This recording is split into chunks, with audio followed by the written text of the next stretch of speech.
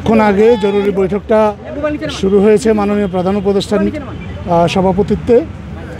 ওখানে আরও বেশ কয়েকজন উপদেষ্টা আছেন। আমাদের মাননীয় অর্থ উপদেষ্টা আছেন সালেউদ্দিন আহমেদ ডক্টর, বাণিজ্য উপদেষ্টা বশির আহমেদ আছেন, বাংলাদেশ ব্যাংকের গভর্নর আহসান মনসুর উনি আছেন, আরও আছেন জাতীয় রাজস্ব বোর্ডের চেয়ারম্যান বিশেষ দূত লুৎফে সিদ্দিকী আছেন, প্রধান উপদেষ্টার মুখ্য সচিব জনাব সিরাজউদ্দিন সাথী উনি আছেন। আর এর বাইরে আমরা এক্সপেক্ট করছি কিছুক্ষণের মধ্যে হয়তো বিশ্বব্যাংকের প্রাক্তন অর্থনীতিবিদ ডক্টর জাহিদি সাত্তার উনি যোগ দেবেন এই সভায়।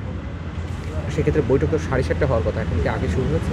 যেহেতু এটা আসলে একেবারেই অনানুষ্ঠানিক একটা বৈঠক এবং জরুরি ভিত্তিতে ডাকা হয়েছে, যারা উপদেষ্টা মণ্ডলীর অনেকেই ইতিমধ্যেই উপস্থিত হয়েছেন।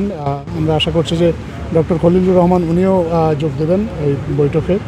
তো তারা যেহেতু উপস্থিত হয়েছেন এবং আজকে মাননীয় প্রধান উপদেষ্টার আসলে শিডিউলে আর অন্য কোনো প্রোগ্রাম যেহেতু নেই, মিটিংটা শুরু হয়ে গেছে, ওনারা ইতিমধ্যেই আলোচনা শুরু করে দিয়েছেন। এর মধ্যে আরও দু একজন হয়তো বিশেষজ্ঞ এসে যোগ দেবেন।